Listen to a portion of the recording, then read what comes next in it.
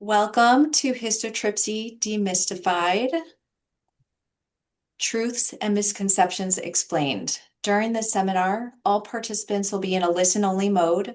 Please remember that information provided in this web seminar is not intended as a substitute for your physician's guidance and care. My name is Sarah Rothschild, and I'm the Executive Director of the Life Raft Group, and I am thrilled to introduce our moderator for today. Dr. Elizabeth Lilley is a surgical oncologist at Brigham and Women's Hospital, specializing in soft tissue sarcomas and melanoma, with special interest in robotic and minimally invasive surgery. She is triple board certified in surgical oncology, general surgery, and palliative medicine. And Dr. Lilley, I'm going to have you take it from here. Thank you so much, Sarah, for the introduction, and thank you for hosting this event. I'm really excited to lead a great conversation today about histotripsy, which I think has been a major interest to so many of our patients, and is also still a very new technique that we are learning a lot about. And so you'll hear today a sort of high-level overview of what histotripsy is, as well as some thoughts on what its potential role could be in the future for patients with sarcoma. There's always room for differing opinions, and I think that is actually very healthy when we're looking at new technology, because it helps us to make sure that we are doing the right thing and keeping patients safe. So to get started today, I'd like to introduce Dr. Jiping Wang, who is going to give a short presentation on histotripsy. Dr. Wang is a surgical oncologist at Brigham and Women's Hospital and an associate professor of surgery at Harvard Medical School. He specializes in treating gastric cancer, liver, and pancreatic cancers, as well as soft tissue sarcoma, and has a special interest in using minimally invasive platforms to perform cancer surgery. Dr. Wang co-leads the Mass General Brigham Histotripsy program. So with that, Dr. Wang, you can take it away. All right, thank you for the opportunity. I would just jump to the talk. I want to share. In the meantime, as we're getting that set up, I'm happy to introduce the rest of our panelists. So our panel will consist of Dr. Suzanne George. Dr. George is a professor of medicine at Harvard Medical School and the division chief of the Sarcoma Center at Dana-Farber Cancer Institute, where she leads a team focused on research and clinical care of patients with sarcoma and GIST. We have Dr. Alicia Gingrich. She is a surgical oncologist at the University of Nevada, Reno. Dr. Gingrich's clinical practice focuses on soft tissue sarcoma and GIST, as well as hepatobiliary tumors. The University of Nevada, Renown, was one of the early adopters of histotripsy, and they have been performing this procedure for about 2 years now for select patients with liver tumors. We have Dr. Hap-Tran Kao. He is an associate professor and vice chair of clinical operations in the Department of Surgical Oncology at UT MD Anderson Cancer Center, specializing in hepatobiliary tumors and minimally invasive surgical techniques, and his research focuses on improving quality and precision of cancer care. We have Dr. Chandrajit Raut. He is a surgical oncologist and division chief at Mass General Brigham, specializing in multidisciplinary soft tissue sarcoma care. He's nationally recognized researcher with extensive clinical trial leadership and hundreds of publications on soft tissue sarcoma genetics as well as treatment. And finally, Dr. Christina is an associate professor with tenure of surgery, associate professor of dermatology, and faculty member in the Cancer Biology PhD program at the University of Michigan in the Division of Surgical Oncology. She leads multiple clinical trials for melanoma and sarcoma at the Rogel Cancer Center and is at the forefront of developing new treatments for melanoma and sarcoma. So I'd like to thank all of our panelists for joining us today. Dr. Wang, it looks like your slides are up and you're ready to go. So with that, I'll let you take it away. All right, thank you, technical glitch. So today, I think for the left draft, gave us the opportunity to present our view of the histotripsy. I want to say this is my personal perspective. Um, Disclosure, I'm a Histotripsy technology user. Some of the slides were provided by Edison Company, and I have no conflict of interest for this talk. And my view is based on available information to me and my limited personal experience. Therefore, that might be biased. And also, I want to reinforce the idea that this is my personal opinion, doesn't represent any other party. So what is histotripsy? Histotripsy basically is using ultrasound energy to destroy tumor tissue. This technology is nothing new. Actually, it was found a long time ago, and it has been in development for 20 years.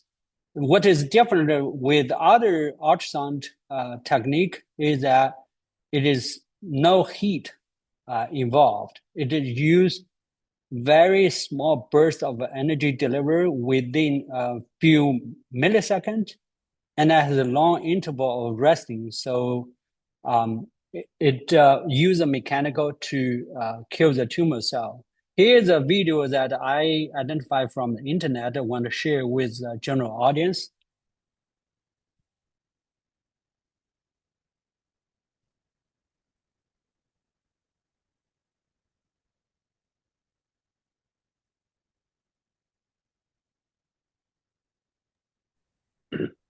Dr. Wang, there's no audio on our end for the video, so maybe you could explain what is happening. Yeah, sorry. Yeah, I thought you can hear.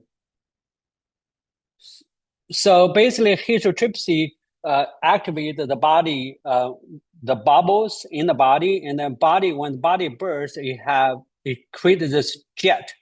Okay, this is called cavitation. The jet force is so powerful and destroys the tissue, but usually it can preserve. There's a potential can preserve the surrounding important structures such as blood vessels, bile duct, and then leave this acellular tissue behind. And then I just want to give you an overview of the machine itself. The left side is an ultrasound machine. It's no different than any ultrasound machine we use at the clinic. And the middle is the OR table. Patient lay there, and then there is a water bath, is a box of water. And the treatment head is put into this water bath, and then the energy will deliver through that treatment head here. And this is a generator to generate the energy to deliver to the head. This is basically a big computer to have the software installed to help to regulate the energy they delivered. And on the right side is just degas machine to degas all the water we use in the water bath.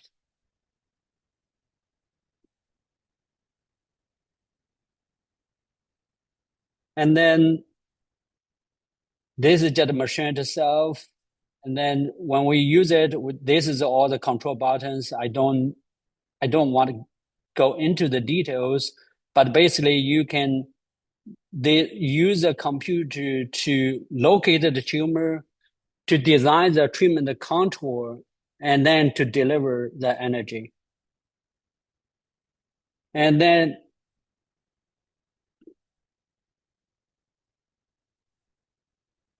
this is once you identify the tissue and design a contour, you can deliver the energy.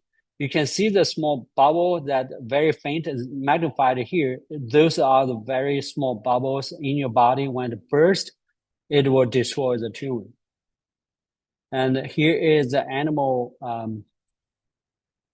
liver tissue. And then you can see the 1, 2, 3, 4, 5, 6, 7 are the computer. When we do the ultrasound, we can tell the machine where the tumor is, how the tumor look like, so that tell the computer to deliver energy to the predefined area.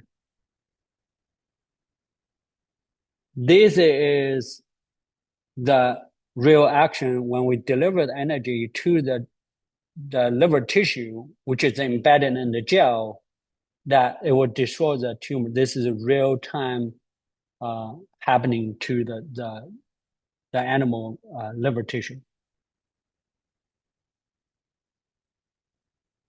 And then after the treatment, if we cut into the tissue we treated, you can see that tissue get liquefied. It's look like a chocolate gel. And then this is available on the internet, that this is the liver, porcelain liver treated by Histotripsy. They didn't want to show you, it is actually pretty precise. If you predefine this 2 centimeter hole, when you deliver the energy, it look like you treat a 2 centimeter the dead tissue zone. And also on the right side, you just see the shape M.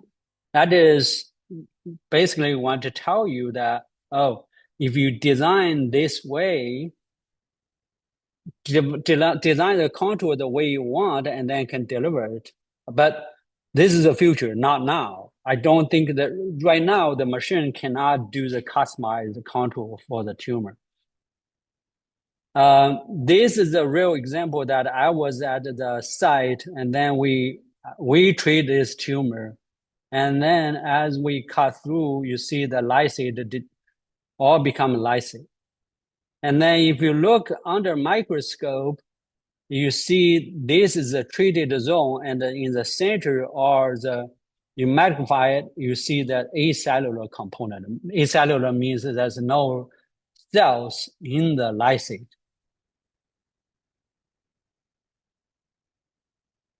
And then this is a few pictures provided by the Artisan company that showed after the treatment, you wash out the lysate, you can see some of the structures, for example, blood vessels, bile duct, or in the kidney collecting system was preserved.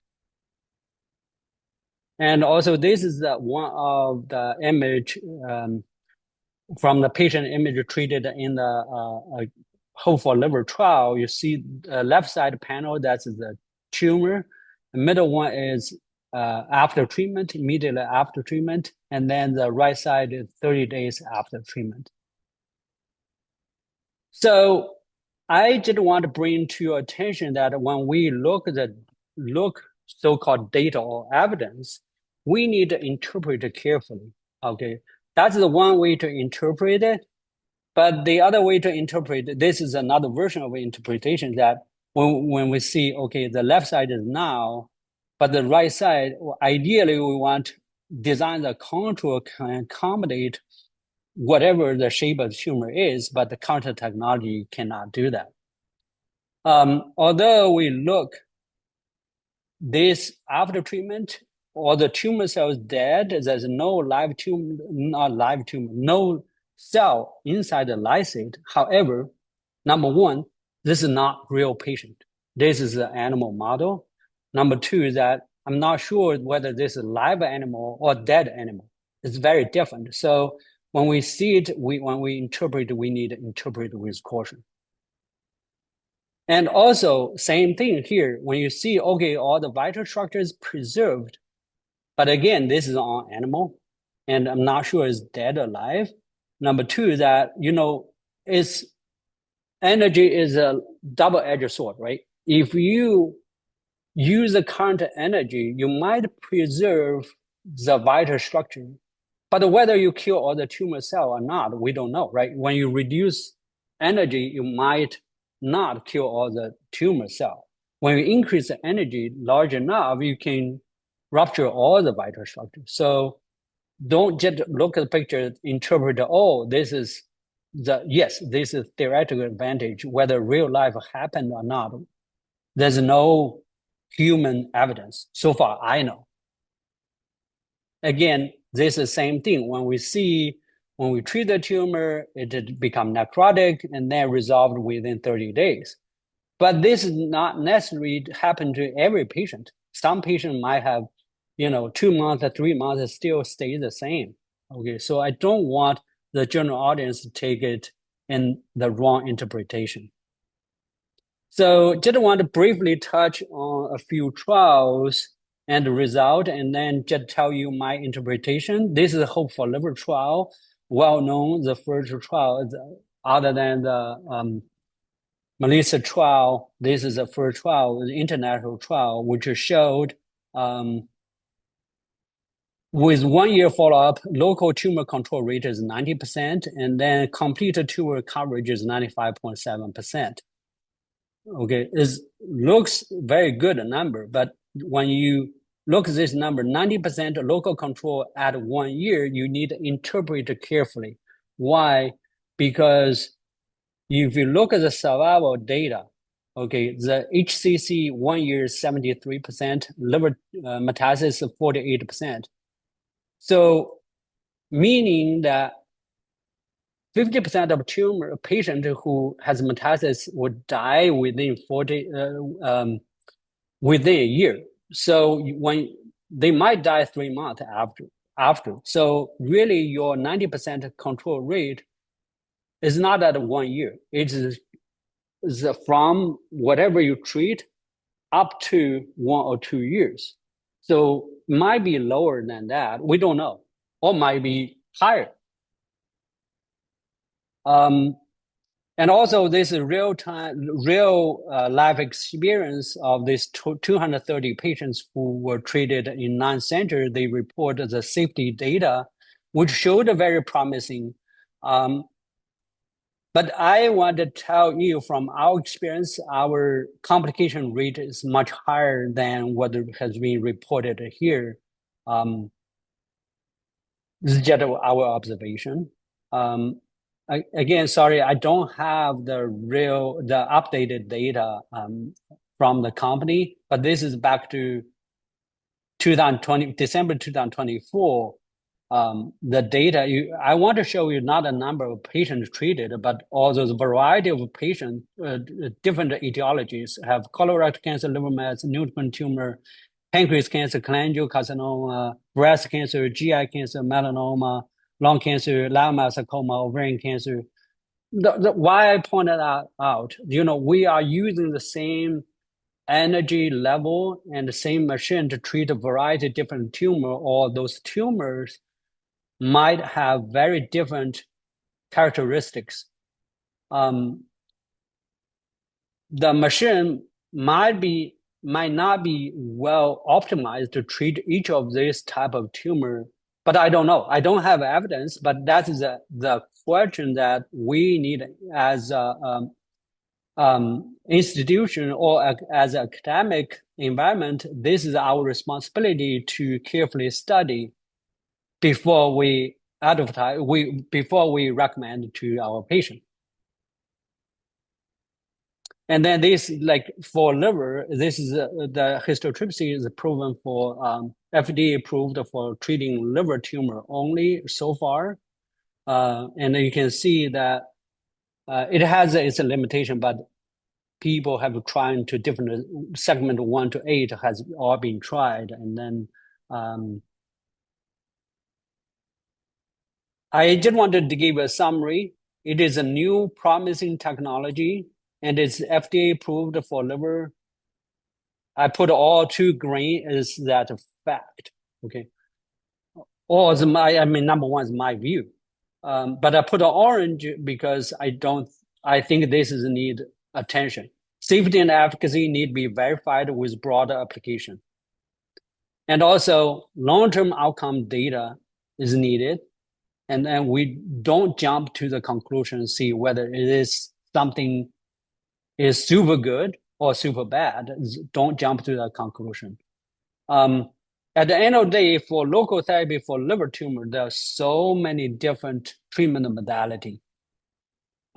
This, my view, is one of those modality, and what their efficacy need to be carefully studied. Okay, so in my view, it is belong probably to not a wildfire, but probably is candle. We need to do more study and then work with preclinical researchers such as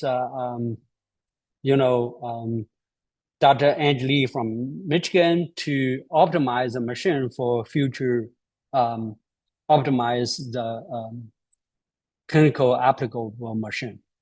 Finally, I just want to tell you that at our institution, we are on the conservative side. Although we acquired the technology back to April 2025, so far we only treat less than 20 cases. And all our cases has been performed jointly by one of the interventional radiologists and me personally. And we have a steering committee to monitor the progress of this technology. We have bi-weekly meeting. All right, thank you. That's my end of my talk. Thank you so much.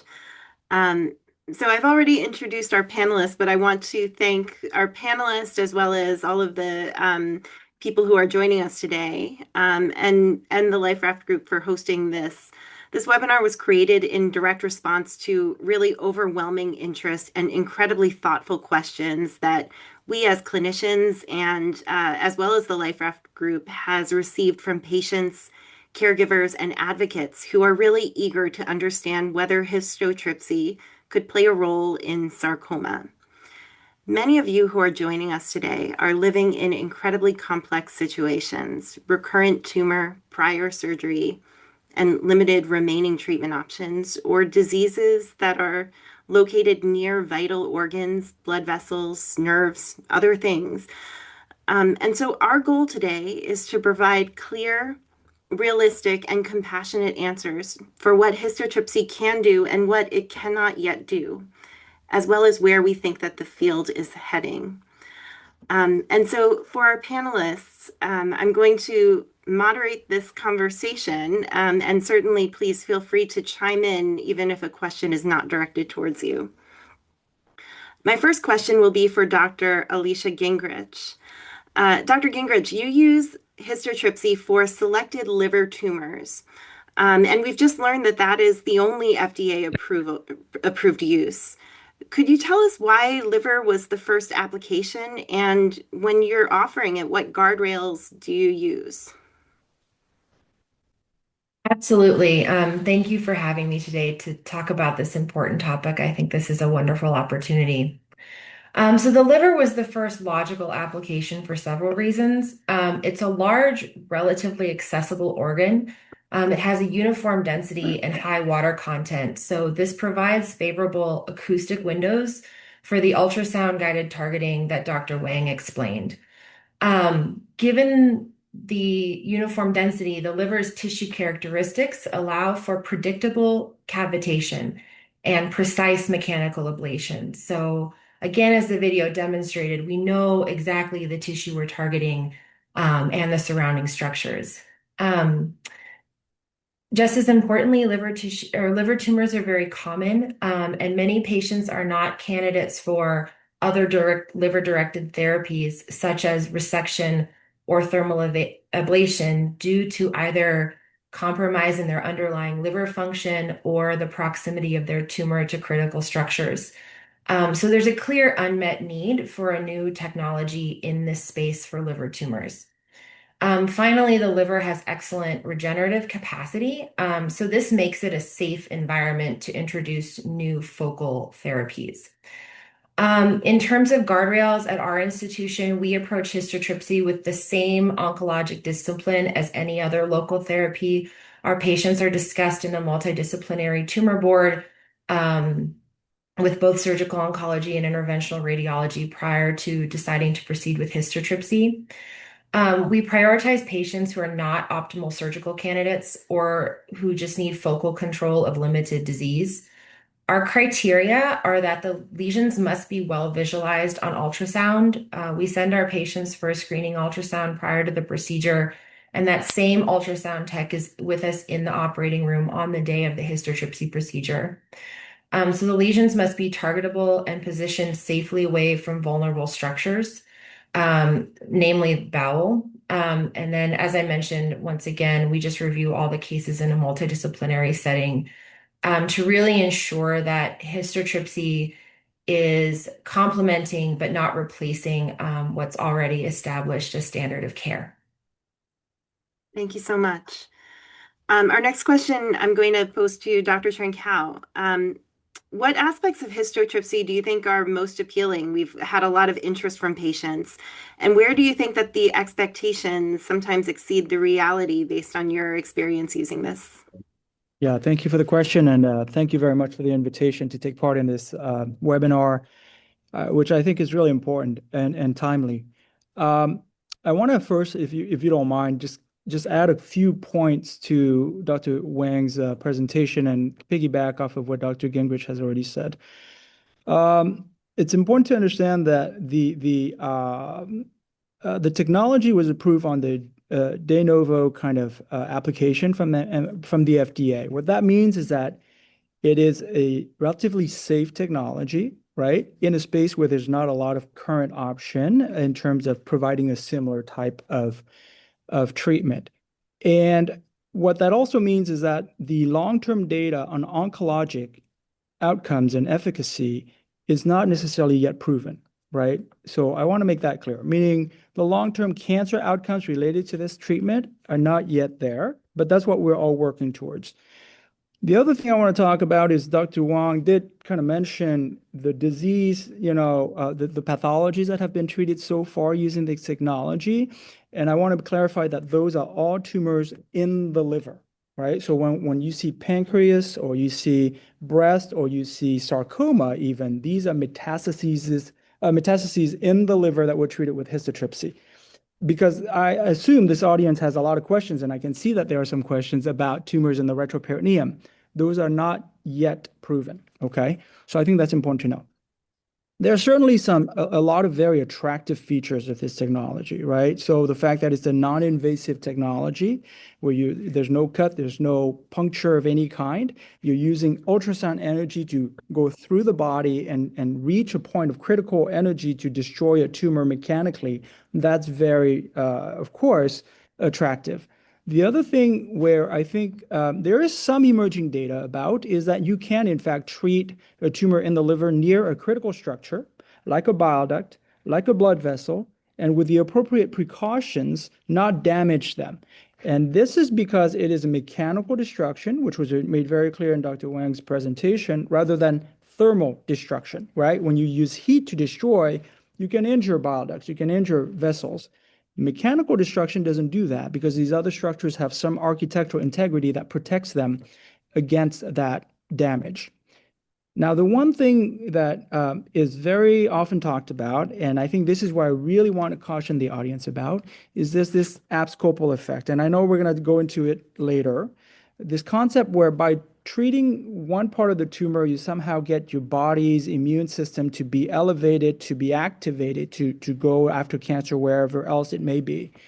I will say very clearly that at this point, we do not have the data to make that a reality, okay? We do not have the data to say that that is a reasonable application for the technology. So long and short of it is that it is a local therapy. It can have some benefits to treating liver tumors at this point only. That's what the FDA has approved it for. It may be of interest to other disease sites, but right now that is the only place where it currently has a role to play. Thank you so much for that. I'm going to give my next question to Dr. Wang. So can histotripsy be used for metastatic disease such as lung nodules in addition to liver metastases, bone metastases, lymph nodes, or diaphragm involvement? And this is a question based on some of the questions that were submitted ahead of time. Yeah, so it's a great question. So I like Dr. Chow talk about, this technology right now is only approved by FDA to treat the liver tumor. Even that, as I presented before, we don't have long-term data. Really, whether it will completely, destroy the tumor or not, what's a long-term effect, we don't know. All the reports are based on the imaging. Okay, there's no pathology, not like we do liver cancer surgery. We cut it out, we look under microscope, say, hey, we cut all the tumor out. So therefore, for anything do outside the liver, I mean, liver itself, I still be very cautious to want to see the long-term result. But if we talk about the outside liver, we need to be very, very careful right now.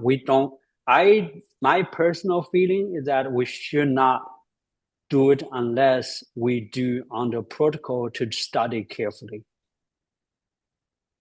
Thank you so much. So Dr. Gingrich, one of the questions in the chat has been about some of the complications. And I know that Dr. Wang had mentioned that we've seen, and I think all of us have seen or heard of more complications than had been initially reported. I wonder if you could tell us a little bit about some of the complications you've heard of or experienced yourself, just to give the audience an idea of what that might look like. Yeah, absolutely. And to Dr. Trankow's point about not having the data for some of this, but there are a lot of multi-institutional collaborations happening right now to try to bring this information to the public at a larger scale for some of these experiences. So I think a really important thing to remember with histotripsy is it's very true that there are no incisions that are required. It is still a procedure and it is still destroying tissue, and any procedure comes with inherent risk. Our patients are all intubated and sedated and paralyzed to allow for the liver to stay still and not move with the motion of the diaphragm, because that affects your ultrasound targeting. So you have all the risks of general anesthesia. If the patient is not a good candidate for general anesthesia for underlying heart or lung problems, they are also not a safe candidate for histotripsy. We intubate everybody with a double lumen tube so that we can have control over the right lung in particular and raise it or lower it as we need to position the liver where we can see. It's been touched on that histotripsy can be used near critical structures fairly safely. Blood vessels are the main structure that they are safest around. The bile ducts, again, we're lacking in some long-term data. So there have been some reports of late bile duct stricture after histotripsy. There have also been bilomas reported. A biloma is when the bile duct has a defect in it and it leaks bile into the surrounding space. We have had issues as a community where if the bowel is within the histotripsy field, so the bowel is air-filled, and that can change the acoustic trajectory of the mechanical destruction. And it can cause bowel perforations. So patients have had holes placed in their large intestine, which carries a lot of bacteria, and fixing that is a surgical emergency. Two more large classes of complications that we have seen and can see are blood clots. So particularly if you're treating more than one tumor, the patient is laying on their side in a position that hinders blood return to the heart and encourages pooling of blood in the lower extremities. We have seen as a community pulmonary emboli that have been very dangerous and require systemic anticoagulation, or even procedures that go and get the clot out of the lungs, which are very, very risky. And then finally, given the amount of tumor destruction that occurs in the liver, at times this can introduce a high volume of cellular debris into the blood system. And when the kidneys try to filter that debris, the kidneys can be harmed. So there have even been patients who've temporarily been placed on dialysis because the cellular debris has injured their kidneys to that degree. Thank you so much for that overview. I'm going to direct the next question to Dr. Trankow, and this will actually address some of the questions that popped up in the chat around what size tumor can realistically be treated in a single session, and do you ever perform partial destruction for a larger tumor, and why or why not? Sure. So the technology has some limitations, physically speaking. So for one thing, as Dr. Gingrich said, you have to be able to see it on ultrasound to treat it. And I think that's a key consideration. Right now, when people think about retroperitoneum or other disease sites, for the most part, we don't really use ultrasound to kind of, image those areas because it can be difficult to see it. So if you can't see the tumor very well, it's going to be hard for you to treat it, okay? But taking it back to your question about size limitations in the liver, at least, so we will treat tumors up to 3 centimeters. Anything beyond that, you're going to have to do overlapping treatments, which has a high risk of incomplete treatment. So really, we limit this to treating tumors that are less than 3 centimeters. As to your second question about intentionally treating only part of a tumor, we don't do that. I will say that from a oncologic standpoint, it doesn't make sense to me to do that, number one. Number two, there has been a case report, and again, it's a case report of disease hyperprogression, meaning after treatment, the cancer spread very rapidly. Again, it's a case report. I'm not saying that that's the thing that happens, but that particular case was because the tumor was incompletely treated.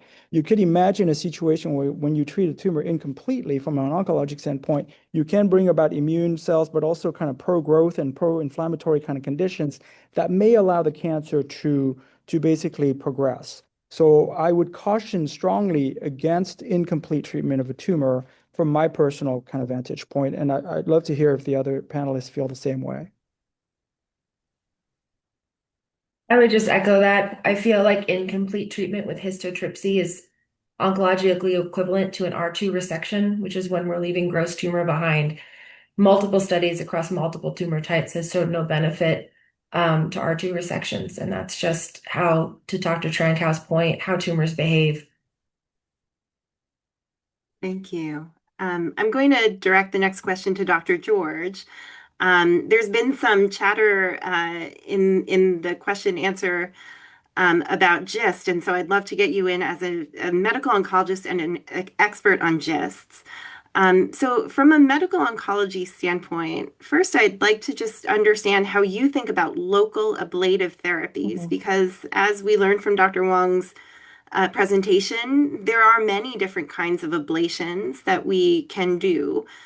So when thinking about patients with inoperable tumors, either in the retroperitoneum or abdomen, how do you think about ablation? And you can speak generally or specifically about things like GIST. No, thanks, Dr. Lilley, and thanks for having me as part of the panel. I'll start by just thinking about GIST. So, GIST is a disease that we have learned so much about in the last 25 years, and we know that the backbone of disease control in GIST is effective systemic therapy, and that's typically with a kinase inhibitor or some type of drug that blocks KIT, which is the driver in this disease. But we also know that resistance develops to the various agents that we have, and that sometimes that resistance can develop in a heterogeneous way, like some of the disease can stay under control and some of the disease may start to behave differently. So if we have a clinical situation where there's a site of that, despite the drug therapy that we have that somebody's taking, there's one or two sites, a small number of sites that are choosing to behave differently or have developed a different behavior pattern, particularly if there's just one. It's in that situation that I feel it's really important for the team to have a multidisciplinary discussion about that case. And that means medical oncology, surgical, and for GIST, for me, that usually means medical oncology and surgical oncology. And I rely on my surgical oncology experts and colleagues, 3 of whom are on the call today, to help me sort out what is the most appropriate local therapy for this individual's clinical scenario. And we would review what are the surgical options, what are the non-surgical local therapy options, like ablation, for example, which we happen to do a lot of at our institution. Does histotripsy make sense? That's a question that I would put back to the multidisciplinary team. And then very rarely people think about doing radiation, but not so much in GIST as in other tumors. So to me, it's really about sort of the core care of the core multidisciplinary care in a setting where we might have a solitary site of progression, for example, that we might consider it. The other time that we sometimes think about local therapy is if everything's under great control and we want to consolidate that. But again, that's a discussion amongst the multidisciplinary team and really relying on surgical oncology colleagues to have that conversation around the range of options depending on the location of the lesion, the size of the lesion, and also what other drugs we might have available or clinical trials that we might have available that could be considered options. Thank you so much. I want to direct a question to Dr. Raut next. So you see many patients with sarcoma, and I'm going to give you a two-part question. First, under what circumstances would you consider recommending histotripsy for patients with sarcoma? And second, what do you see as some of the main limitations right now when you think specifically about patients with sarcoma?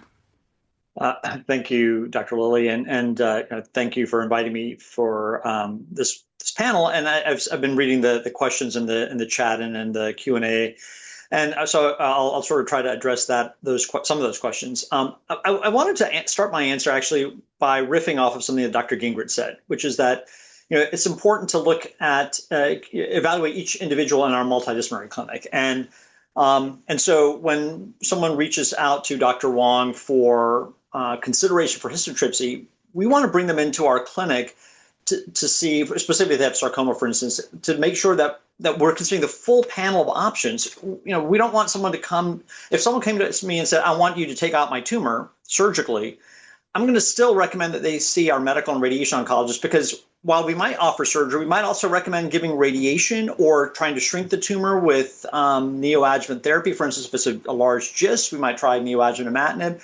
So we want each patient that comes to us for a specific question to get the full expertise of our whole team, looking at their scenario and figuring out what's the best treatment that we would recommend. So it might not be coming in, and it might not be the same treatment that they were coming to us to seek, but we want to make sure that we give them the best options. So when someone comes in to our clinic now, if they're looking for histotripsy, Dr. Wang has actually had several patients where we thought they've actually never had the right operation that we would typically recommend, and has instead actually gone to surgery and not had histotripsy, but that was because we felt that their tumor would be best treated by an operation. So the patients that we do consider for histotripsy in our clinic right now, as Dr. George said, is a part of our multidisciplinary discussion. And right now, we are only looking at patients who have liver metastases as the ones that we will consider for histotripsy, because the FDA approval is only for liver-based metastases, not for bone-based metastases, not for lung-based metastases. But we evaluate that liver metastasis in the same way that we would evaluate someone before we had histotripsy. Should we take the tumor out? Should we give them RFA? Should we do SBRT as a radiation treatment to that liver lesion? And Dr. Wang, I had a patient who I was operating on, who I asked the patient to see Dr. Wang in the histotripsy clinic. So we've set up a separate clinic. I've actually joined Dr. Wang in those clinic sessions and in the operating room to see kind of what are some of the nuances around histotripsy treatment, so that I can be better about referring the right patients for histotripsy. But what we actually discovered as we kind of went through the process of evaluating this patient, histotripsy was not a great option. RFA was not a great option. In fact, we just needed to surgically remove the liver metastasis. So I think that's why it's important to really be properly evaluated in a multidisciplinary clinic. We don't really recommend, and because of the lack of data for disease outside the liver, it is not something that we are currently doing or would recommend at this point. I know there's been a lot of interest internationally about this based on a couple of experiences, but it is not something that we're doing routinely. Thank you so much. I'll ask Dr. Wang to follow up on that a little bit. And so there have been a number of questions in the chat about the use of histotripsy, which would be off-label, not FDA approved, for retroperitoneal sarcoma.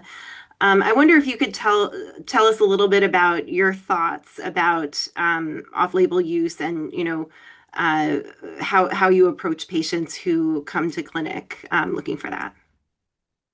Yeah, so I totally agree with all the panelists. We don't do, for the sake we have a device, and then we can do something, and then we do something. We have to see weigh the risk and benefit, whether we'll, it makes sense to offer patient options. In terms of off-label use, in our institution, so far we did 3 off-label use. But those are under the circumstance that patient has no any other options. We see the patient at the multidisciplinary clinic, and we make it clear that we don't even know what the histotripsy is going to do with the tumor. Okay. There's no benefit we can see. That's the nature of off-label use. We just don't know the behavior. And I think that the people who underwent histotripsy off-label use at our institution are heroes. They are contributed to the science. So why we do that? It's because we got to know what's going on, what the technology is going to do with the patient. As an academic institution, we are, number one, we want safeguard the technology, but we want to protect the patient also. Whether we do it or not, somewhere out there, because the technology available, are doing it. As far as I know, I don't have a comprehensive view, but I heard from the case review and other colleagues, there are multiple cases patient get treated for retroperitoneal sarcoma, lymph nodes, extremity, at least so far, don't quote me wrong, and then there's at least over in 2 double digits cases who do done off-label use. I think it's my responsibility to study it carefully. And then when we learn from that, and then we transition to clinical trial to study it under control environment. In fact, me, Dr. Angeles, and Dr. Xu from Michigan, and Dr. Omar from Roswell Park, and we are actively talking with the company. Now they agree to work with us to, now we learn from our off-label use, we need to transition to the phase 1 trial instead of continue to do the off-label use. From the experience I learned from the off-label use, we can see, at least from imaging point of view, it is able to destroy the tumor the treatment area we prescribed. And so far, we didn't observe any significant complications. Doesn't mean it's not there, just probably by luck, we only have a limited number. But we will achieve what we want to achieve so far. To be full transparent, we have 1 more patient we're going to treat off-label, but that's because we made a decision after we agreed to do that. That's a long time ago. Patient has other issue that postponed to now. But as a group, as a whole institution, we make a decision. We have enough information to move on to a phase 1 trial. That's why I want to give the message to the audience that we no longer do off-label use, but we do really try very hard to get this on trial so that we can learn more and then hopefully someday benefit our patients. I'd like to ask Dr. Angeles, and I'm sorry for mispronouncing your name earlier. Dr. Angeles, if you've been there sort of since the beginning, working very closely with the inventor and engineer who developed this technology, as well as with some of the newer, more nuanced future technology, I wonder if you could tell us a bit about the process of bringing histotripsy to patients and where we are in that process, because the process of innovation and new technology is is a necessarily long road. So would you be able to talk a bit about that? Yeah, sure. Thank you for that question. And thank you, Dr. Lilley and the LifeVac group for bringing me today and have this discussion amongst friends and colleagues that we all, take care of sarcoma patients, and we think about this very dearly about doing the best thing for our patients. So I think we have to be very mindful when we bring new technology to patient care without really doing the research behind the scenes of how the technology affects specific tumor types. So you saw the data on liver tumors, right? And we still don't have long-term outcomes, right? This is the theme you're hearing from all of us. And when you think about sarcoma, right, all the patients, you're putting questions in the chat about your specific type of sarcoma. There's over 100 different types of sarcoma. They all behave differently. Like how we approach them is differently. We have to think about that also with histotripsy. And, each tumor type also has different characteristics of what they're made from, and a technology that's ablative is going to be different depending on that type. So at Michigan, with my collaborator, Dr. Zenzu, who was a co-inventor of histotripsy, she has a really large bioengineering lab with a great team that we collaborate with. And I have my PhD students working with her. We're all working together to try to really understand how we can bring this to sarcoma. So we're fortunate that we have a lot of sarcoma patients that really love taking part in research at the University of Michigan. And so what we've been doing over the past year and a half now is one of our research studies.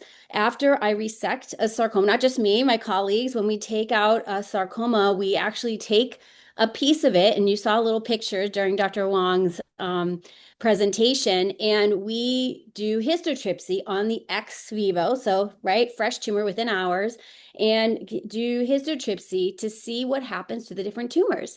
They all don't have the same response, right? Which we expect, right? Some tumors are hard, some are soft.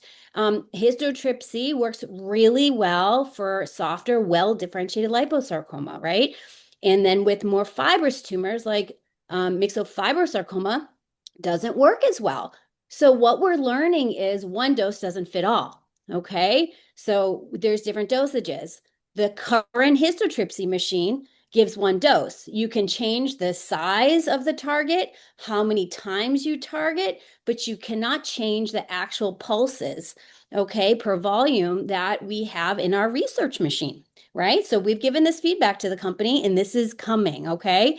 So then there's the thing, okay, well, does it ablate it? Does it disrupt it? Does it kill the tumor? But what happens in the body?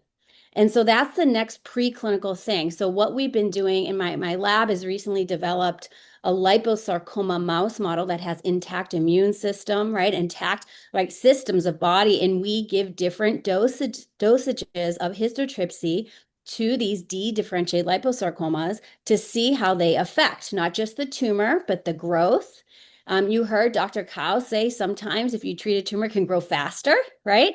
So we want to understand what is the right dose and is there a range, and how we can understand that. If we ablate the tumor, does it give the mouse kidney failure, right? All these things that we can try to understand in this model so that when we bring it to a clinical trial to the patients, it's based on understanding, right, what we're doing. And that's how we make a clinical trial for patients safer. So we're in the early stages, but when I say early stages, we're getting data fast to have an FDA approved machine that then they can change software to change dosages while we're getting the preclinical study, while we start working on the safest clinical trial protocol. I'm very, it's promising. I think we're going to get there. Our bioengineers are hard at work optimizing, right, what is needed to get the safest histotripsy response for sarcoma. And so I'm really optimistic. I think that it is going to be a great addition to our toolbox, but it's not there yet, okay? It's not standard of care. We don't know what it's going to do. You've heard some things today about how it can affect the system of the body. We need some more follow-up data collected in a systematic way, right? So even registries, all of our histotripsy users, right, that are doing histotripsy, we need to be collecting the data so we can understand what's happening in the patients, the ones that are getting treated, FDA approved in the liver. And then we have our preclinical data, and then we'll do a trial in sarcoma. So that's kind of how I see where we're going to go with this. Thank you so much. I'll ask Dr. George the next question. So Piggybacking a little bit off what Dr. Angeles has said, as a sarcoma specialist, you see patients with many different, 100 different kinds of diseases. When you think about the goals of local therapy for all of these different disease processes, how do you sometimes say, well, sure, I think a local therapy would work well for this patient, but not for this one? So could you tell us a little bit about the thought process Sure. and why you would recommend local therapy for patients? Sure. So, I think just as has been brought up, there are so many different subtypes of sarcoma, and sarcomas can behave in widely different ways. Some are very slow growing, others are more quickly growing. Some stay in one place, others have a higher risk to spread in other places. So when I think about the consideration of local therapy, and I want to be clear, I'm talking about tumor that has recurred, local therapy for tumor that has recurred, not local therapy for primary disease. That's very different. But when I think about when, we might consider local therapy for recurrent disease, I think about things like, how long was it since the tumor was last active? We call that the disease-free interval. Did we just treat the primary disease and now it's only a couple of months and the disease is growing quickly? Or has it been a few years and now there's just one spot? So that disease-free interval, I think, is important to consider. I think about the distribution of disease. Is it one spot?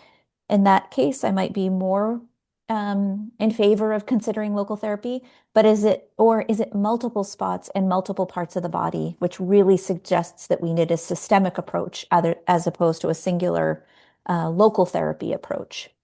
And then the third part that I think about is, what type of sarcoma is it? And what other tools do I have on the systemic therapy front? Meaning, do I have chemotherapy that I think will be effective? Do I have clinical trials that I think will be effective? And all of those things together help me to consider local therapy with the highest likelihood of looping you guys in for local therapy in cases where there's a long disease-free interval, a single site of recurrence, and a tumor type for which we don't have great systemic therapies. And those are often the ones that we bring to our multidisciplinary discussions for consideration of local therapy. Thank you so much. I'll direct the next question to Dr. Raut. Are there any concerns that are specific to sarcoma tumors, including GIST or liposarcoma and others, such as tumor rupture or dissemination, that you think about when you think about histotripsy? Yes, and I see that there's been some questions about, say, gastric GIST and some leiomyosarcomas and liposarcomas. And I think you saw in the video that Dr. Wang showed that the tumor liquefies, right? So if you liquefy a tumor inside the liver, it's sort of confined into the liver. If you liquefy a tumor in the wall of the stomach, and you heard Dr. Gingrich talking about, say, a hole in something, or Dr. Angeles talking about the different intensities that we need to use for the histotripsy ultrasound wave. If you ultrasound, or if you destroy a tumor in the wall of a hollow organ like the stomach or the intestine, and it melts, then you have a hole in that organ left. Whereas if we took that tumor out surgically, we're going to staple or suture that hole closed. But if you histotripsy it, you have a perforation, and that's a surgical emergency. Likewise, if you have, say, a retroperitoneal sarcoma, and it's histotripsy, and it melts, but it's not 100% completely killed, because we still don't know the right intensity for a liposarcoma or a leiomyosarcoma or a GIST, and it sort of partly ruptures because it's partly liquefied, then it's spilling tumor. And we have great data to show that if you rupture a retroperitoneal sarcoma, it is a 100% chance to recur. If you rupture a GIST, the prognosis is the same. Everyone on this chat would know it's 100%. It's the same prognosis as someone with metastatic disease from presentation. So we have to be really careful about something that's not confined within something like the liver, where it won't necessarily disseminate in the same way that it would if it were in a solid organ or in the retroperitoneum or in the peritoneum. So before we can really this is not a technique that can replace surgery for localized primary tumors that can be safely removed. It is not, we're nowhere near there. And just as imatinib did not get rid of the need for surgery for GIST, it changed some of the indications for advanced GIST. But it just surgery remained a key tool in the armamentarium. Histotripsy could potentially be another tool in the armamentarium, but only if it can be done safely, like in the liver, at least until we have better technology to be able to treat these more safely outside of the liver. And we're just not there yet, but I think we're all looking forward to Dr. Angelia's research to help us get there. Thank you so much. And I'm going to award a gold star to Dr. Tran for all of his answers in the Q&A. So thanks for that. The next question will be again for Dr. Angelis. There have been a number of questions in the chat asking how patients can stay informed about the progress of your research and the results, and also how whether there's any sort of timeline as to when a trial will be up and running and available and ready to enroll patients. Yeah, great. Great question. So, our work, we, presented at, research meetings. We're in the process of getting our early data with all those different tumor types that we took out of patients and did that. That's going to be published hopefully soon. We've submitted that. Also in forums like this. That's why these webinars are great, right? With our groups to kind of disseminate this work. I think that we as a group, Dr. Wang, we've been talking about is getting a clinical trial up and running takes a long time. So it's not something that we'll do step by step. Like we wait for our data in the lab and then we start thinking. We will do these in parallel. We start to think about how we can do a clinical trial safely while we're doing, getting data in the lab and bioengineer. So we're going to work on this together. I think that we have to, my message to patients, and I tell my patients all the time, it's not ready right now. We still have all the other tools that we used for you, and histotripsy hopefully will be something that we'll have in the near future. How soon, I don't know. I would imagine the clinical trial will be ready within a year, but we'll see, right? I think the most important thing is that we do it safe. And I want to echo to not just all of us here, but for all of our providers that do histotripsy throughout the country, we can get clinical trials for sarcoma and other diseases safer if we are collecting the data on safety from all our patients that are being treated, right? And so that's called, just for patient, that's a registry trial. If you see your doctor and they say, hey, will you take part in a registry trial? That's what we're just following your data, right? And we're collecting outcomes, and we can learn a lot from that if it's collected, right? And we can learn from that. So when, in terms of being cautious, what we need, I think that data is going to be important. And, all the things we're doing in our lab. There's a lot of research being done on histotripsy also at other institutions, like in the preclinical that we don't hear about because it's all new, right? New technology, new things. So in the next year, I think we're going to be getting a lot of data to really understand how to use this. Thank you so much. I'd like to ask a question of all of our, did someone say something? Yeah, I just want to echo Dr. Angela's comments. I think it's great. And the lab work, preclinical work in her lab has been very informative and very important, critical for the future success. And Dr. Angela's really well articulate, we will work parallel. We don't wait, and there's no such a thing as perfect. Even like, for example, radiation therapy, we still is evolving. So we will work together for both parallel for trial and also while optimize preclinical work and optimize the machine delivery. As I speak, represent myself, not represent group, but I hope I saw the chat. We talk a lot of things sounds like a negative to the histotripsy. That's not true. Okay, that's if you have that impression, I'm telling you, we're not here to say histotripsy is bad, it should not be used. We are saying we are responsible for our patients. And also we want to protect the new technology.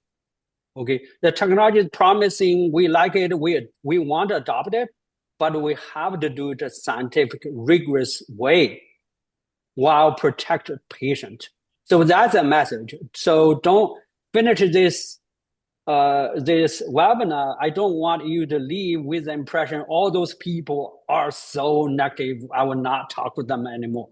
No, that's not the impression we wanted. I don't want to deliver. Other panelists can, comments about that too.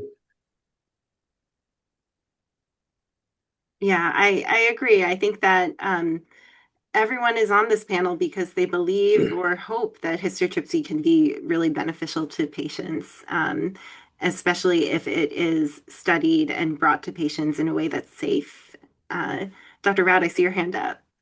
Yes, and just to echo what Dr. Wang said, some of the people tuning in probably remember. I'm sorry, I'm getting like sunlight, so if I'm blinded. But we'll remember that maybe 20 years ago, heated intraperitoneal chemotherapy was being considered for GIST, because that was or maybe 25 years ago. It was before imatinib came along. Heated intraperitoneal chemotherapy, or HIPEC, was considered. It turned out not to be particularly effective at all in GIST, but imatinib came along and turned out to be quite effective.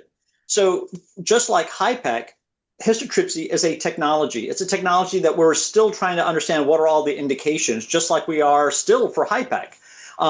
And it may be that for some sarcomas or sarcomas that are outside the liver, it may not be an indication, but it might be a very good indication for metastases to the liver. We're still in that exploratory discovery phase about really what is the role of histotripsy in our treatment, in the treatments that we offer. And we don't want to offer something that is going to be either unsafe or ineffective when there might be other good treatments, including standard therapies, TKI therapies, chemotherapy, surgery, or radiation, which have a longer track record. They may not necessarily be the right treatment for everybody, but the same can be said for histotripsy as well. Thank you so much.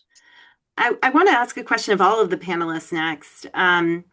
What data would you need in order to feel more confident or more cautious about histotripsy for patients with sarcoma? And I'll start with Dr. Wang. Yeah, so it is a very important question. So I would say I really want to see the level of the pathology level of data. That make me feel safe. Okay, whether, when, how to do it. I want to see if we treat. Right now, on the chat, people talk about, I mentioned 50% of mortality patients on that trial. I think that that doesn't reflect the histotripsy treatment effect. It reflects the patient might have end-stage disease. My point of mentioning 50% is that when you see you have disease control at 1 year, but if you have a patient die at 6 months, when you see 1 year, the data is wrong. That's the point I want to make. My point is that because we don't have long-term oncologic data to see, like, for example, drug trial, when they do drug A versus drug B, which is better, they give patient drug, they follow 5 years, and then see whether drug A will improve whatever, 10%, 20% of 5-year survival. We don't have the luxury to study for histotripsy in this parallel setting. Instead, I personally strongly believe what's the next surrogate is that when we treat the tumor, we don't rely on the CT scan or MRI look at black hole, because we don't know whether there's still live cell behind there or not. So my goal is that if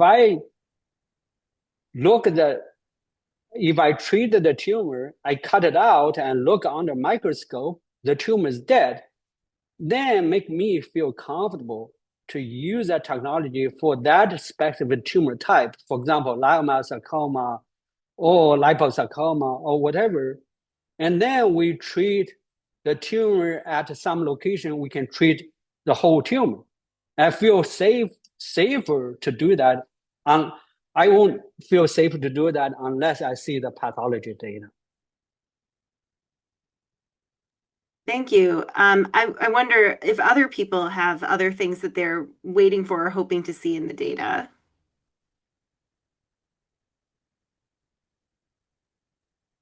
Yeah, so I just wanted to kind of echo what Dr. Anjali said earlier is the bottom line is I'm very optimistic for this particular technology. I think there's an unmet need that histotripsy can potentially fulfill. But I do think, and this is I think we're all in agreement on this panel, is that histotripsy just deserves the same amount of systematic rigor in its testing as any other technology that we have. Surgical procedures, HIPEC, microwave ablations, all of these things that have been mentioned. Just because it's promising doesn't mean it gets to jump the line.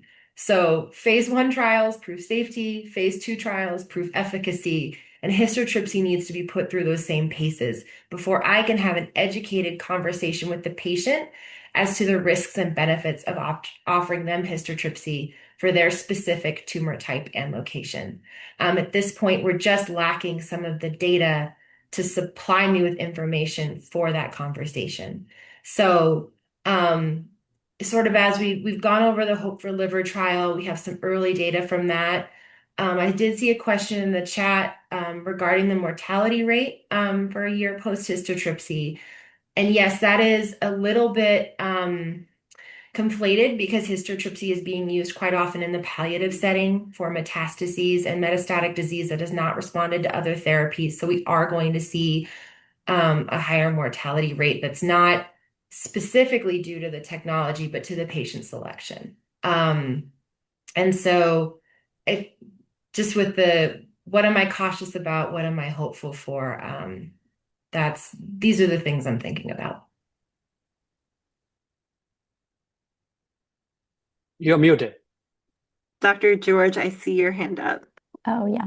No, I just wanted to actually build on what others have said and what Dr. Gingrich was just talking about. I mean, I think from the medical oncology perspective, what I hope to see is not just the disease control at the treated site, which is what the data that was presented earlier, but really what are the right, this gets to this issue of patient selection, right? Like if you can control a spot in the liver, but the rest of the disease is active and doesn't seem to, is really what becomes the threat to the patient, then we have to think about that very holistically.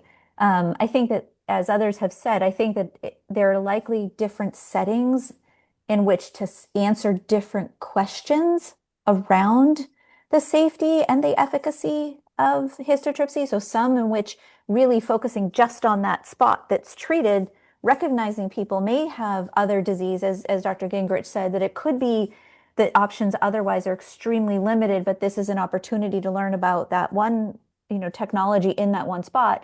I think that's really important as long as everybody understands that that's what the question is being asked. But I think in the longer term, it's really going to need to then translate into patient selection. Like if we figure out it works really well when you treat a spot, who are the patients and with what diseases do they have that those spots should be treated as opposed to using some other modality of treatment, either local or systemic. Thank you so much. I think that some of the other questions I had planned have kind of come up in conversation. So we're going to go a little off the cuff and what is in the chat. A question that many patients ask about is something that people have heard of called the abscopal effect. And I was wondering if maybe Dr. Tran can talk a little bit about what that is and how often that is observed. Sure. The answer to your second question is simple, which is we don't know. So abscopal effect has been described for more than 50 years. The idea is that you treat one area, one particular tumor, and then you have a response elsewhere in non-targeted areas. And the idea is that the treatment that you did perform on that one tumor somehow got your immune system to boost up and then start attacking the cancer everywhere else that it may be, right? So that's abscopal effect. That's been described for radiation. That's been described for IRE. That's been described for ablation. And unfortunately, it has not yet borne out. In the case of histotripsy, The reason why people kind of lean on that is because you're not destroying the tumor with heat, and so that you're not denaturing the antigen. But again, whether that is a real kind of phenomenon that we're going to see, we have no data currently to support that with any degree of strong data. So I understand, right? When you've got disease that's everywhere and you're like, man, if you treat one tumor of mine and that's going to get my immune system to fight the rest, I understand the appeal of that. The unfortunate truth is that we just don't have the data to really show and support that claim. And there's a lot of work that needs to be done to make sure that that's going to, be something we can tap into. And it's an area of interest for all of us. I'm sure Dr. Angelis and Dr. Wang raising their hands are going to speak to that. We have an interest at Anderson as well to combine the histotripsy with some other immune potentiating treatment to try to see if that can be a real kind of benefit. But right now, we just don't have that data. Dr. Angelis, would you like to comment? Yes, thank you. So just going on to that, this is where preclinical models, right? We can test some of these things about how the immune response is affected with different dosages. So you heard me before talk about different dosages. So if you get a certain dose that kills the entire tumor, but then also you kill or destroy maybe antigens or things that are going to make the immune response, then you're going to have a less chance of inducing the immune response. Okay. But then maybe you don't kill as many tumor cells, but you have a better immune response. So these are all things we're testing, and not just in sarcoma. So we have a lot of laboratories at the University of Michigan that are testing this idea of abscopal effect and immune response in a lot of different tumor types, colorectal cancers, breast cancers, melanoma. So we're doing that work. Again, I know patients want the results tomorrow. We would love that too, but it takes a little bit more time. But we're really, again, trying to understand how to get the best tumor kill, but the best immune response and best overall systemic protection, like you heard from Dr. George. We want to understand how this is affecting the entire body's response to histotripsy. Yeah, and I'll ask Dr. George or maybe Dr. Raut to comment on specifically in sarcoma. Do we see the abscopal response, which has been, as Dr. Trenkow said, described for 50 years? Do we see it very often in sarcoma? I can't say that I have. I don't think so. I wish we did. I wish we had the right combination of local therapy and drugs in order to see that, but it's not something that I think we've seen in the sarcoma community. I don't know, Chan, if you feel differently. Right. The answer is no. I think that it's something that we consider. I remember when in the early days of immunotherapy, we thought about combining immunotherapy plus radiation to try to get an abscopal effect. Didn't really see that. It's not to say that it can't happen, but I think that to kind of bank on it as something that has been proposed for histotripsy is not necessarily the reason that we're pursuing it. We want to try to investigate it as a potential treatment option, but not purely because it's going to have an abscopal effect that hasn't really been borne out. Thank you. And Dr. Wang, your hand's up. Yeah. So I want to play the devil here. So I want to echo and add on Dr. Trankow's comments. Yes, we don't know the mechanism of the the abscopal effect. However, my personal opinion, now I'm wearing my statistical hat on. I, like Dr. George and Dr. Raut point out, they didn't see one. What does that mean? That, there's a p-value of 0.05 means when you see less than 5% chance, that's very likely it happened by chance. This is impossible to happen. Okay, that's why we use 0.05. I want to apply it here. We really see the, number one, the abscopal effect happen to, like Dr. Trankow said, to any other local treatment also. It's not unique to histotripsy, number one. Number two, the frequency that we observe abscopal effect is so low, it is not if you look for that, that's the wrong way to look at it. It's impossible to happen. It happened just by chance, okay? Therefore, I want to tell the audience or the user, the patient, even if, again, I'm playing the devil. Even if you don't have any other options, you say, hey, I don't have anything to lose. I just try to see whether there's an absolute cobalt effect. And you need to pay whatever, 50,000 to 60,000 to get the treatment. I still discarded that because it's impossible to happen. Okay. So I can be very responsible to say, don't just look for only for abscopal effect. That's a wrong way to look at the question. Thank you. Alicia, I see your hand up. Yeah, thanks. I think this is just a really hot topic for those of us that see patients in consultation for histotripsy.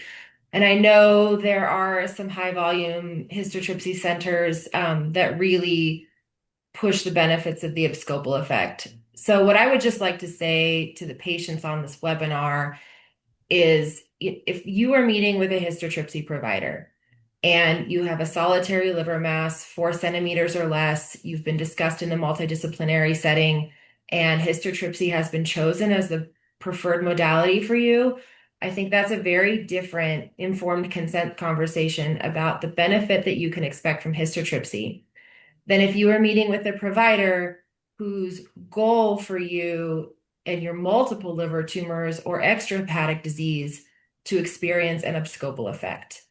The chances of that at this point are theoretical and the data is speculative. So if you're being told you're getting histotripsy to induce an abscopal effect, that is not a thorough informed consent conversation at all.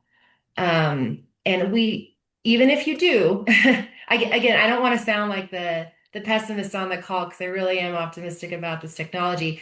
Even if you do experience an abscopal effect, we have zero data on how durable that response is and how long that's going to last. Meaning at some point, if there are microscopic cancer cells that remain, there is a chance that those can once again outpace your immune system and the disease could come back. So it's very important to have the conversation with your provider. Is this histotripsy for curative intent? Is it for palliative intent? Or are we chasing something that may happen within the statistics of small numbers? Those are 3 very different conversations. Thank you. I know we're coming up on time, so I want to throw one final question out to all of the panelists. And actually, I'll throw out 2 questions, and you could choose which one to answer. Option A is, do you feel that histotripsy is ready for widespread use in sarcoma, or should this be limited to research settings at this stage? And option B is, what would you tell patients and family members who are listening here today, if they're interested in histotripsy, what would you tell them they should talk to their team about? What is the question that they should be asking? So I'll start with Dr. George. Hi, Liz. Thanks. I think I'm going to go with B and actually reiterate what Alicia said. I think that if you're thinking about doing histotripsy or exploring it, it's really important to put it in the context of what to reasonably expect from it. I think that it's not, I'm going to jump on, that's what I think. I know we're short at time. So I just think it's really important to understand what's reasonable to expect and what the risks could be. Thank you so much. Dr. Tran. Yeah, I think Dr. George and Dr. Gingrich answered the second question very well already. I think to the first question, I would say it's not ready. As Dr. Angeles said, there's so many parameters, so many features, so many factors that play into whether this technology can be effective. But if I may, I just want to summarize to the audience today. In my mind, the current data only supports using histotripsy as a local therapy option, period, as a local therapy option for tumors that are in the liver. Anything else, any other application, any other location should be studied on a protocol where people are closely monitoring the outcomes and the safety and the effectiveness of the therapy. We want it to work, but we've got to do it responsibly. Thank you. Dr. Raut. Now, I'll just echo what you've already heard. It's only for liver metastases or primary liver cancers. And as Dr. Gingrich pointed out, what is the intent of the treatment? Just like every other treatment that we provide, is it for palliation because there's a symptomatic liver metastasis, or is it as part of a planned aggressive multidisciplinary approach of often combining surgery and radiation and histotripsy or other local ablative options? All of that should be considered and really articulated so that each person who's getting that treatment understands what the goal for that treatment is. But it is for anything outside the liver, it is not standard of care. And as we would love it for it to be at some point, but only after rigorous investigation to make sure that it's safe and it's actually achieving what we intend it to achieve, that it's an option that might be better than surgery or drug, and not inferior or putting people at risk for worse outcomes. Thank you. And I'll open it more broadly to final thoughts. Dr. Angeles.